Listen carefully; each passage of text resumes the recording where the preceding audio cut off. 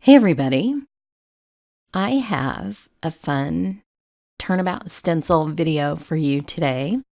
I showed you this card yesterday and promised I'd be back with a video, and I'm back. Look, I didn't lie. This is the new Turnabout Stencil, and what's cool about this stencil is it actually comes in a set. There are two stencils, both of them turnabouts, and you can make a single image with both of these, turning them 4 times. So I'll show you what I mean. First, I'm putting down some pale blue ink for the first layer. And I just have my cardstock tacked to my Misty paper with a repositionable adhesive. And I have pixie spray on the back of the stencil, which is a must. And I'm using the Picket Fence Life-Changing blender brushes, which is my favorite way to stencil.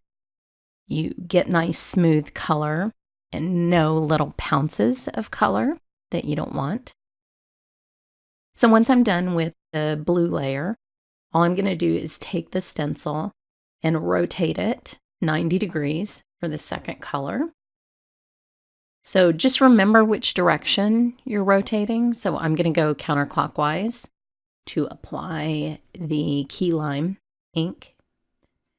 I would use, if I only had one ink for the rest of my life, it would be this color. I love it so much. And I know it's not blue, but it's the best green ever. So now I'm going to take that, and it looks cool like this. You can leave it. You don't have to do all 4 turns. You are a free American.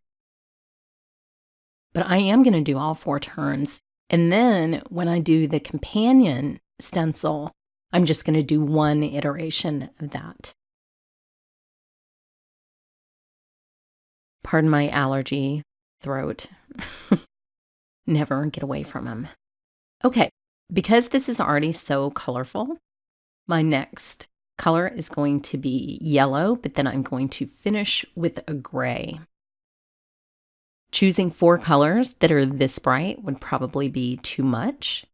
So I like to have a neutral in the 4th position, and then I'll add another neutral at the end for a little pop.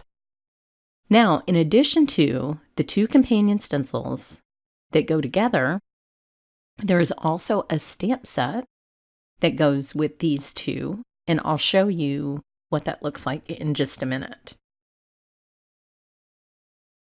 Last turn for the gray ink. That is so cute, just like it is. I love it. But we're going to add a gray ink.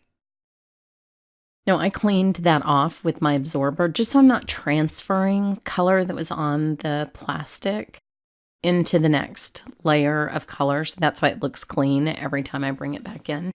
This again is Gina K ink, and I'm going to add the gray. And this is kind of a bluish gray, which I really love, and I think it goes well with the colors that I've chosen here. And to clean these brushes, honestly, I just rinse them off. It's just dye ink. And if they're a little stained, it's okay. They won't transfer the color. So I don't worry about dedicating a brush to a single color because they come clean with just a little bit of water if you're using a dye-based ink. And if you're not, if you're using a permanent ink, they're not going to transfer either. So this adds a nice neutral to the front of the cardstock. And now I can move on to the second stencil. I'll pull that up and see how the neutral sort of makes your eye move across the card in a certain way. It's a little bit darker, and I really like that. Now this is the companion stencil. Now see how it's in between all of the little cross designs? Well, you can do this 4 times and it will fill in the dots in a regular pattern all the way across it.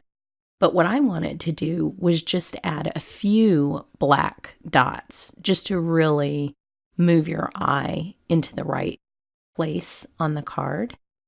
So I'm adding VersaFine Clair for the black spots.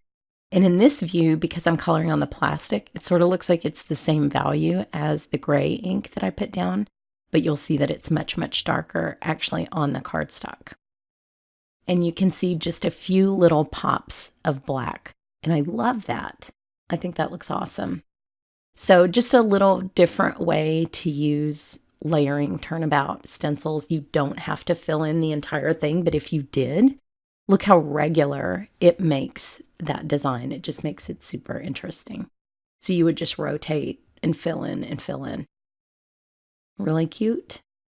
Now the stamp set you'll see in this photo that goes with this both has an outline for the little crosses and a solid one if you just wanted to stamp it solid. So head over to my blog for more information about this and some other new products. I love these word dies. And thanks so much for watching.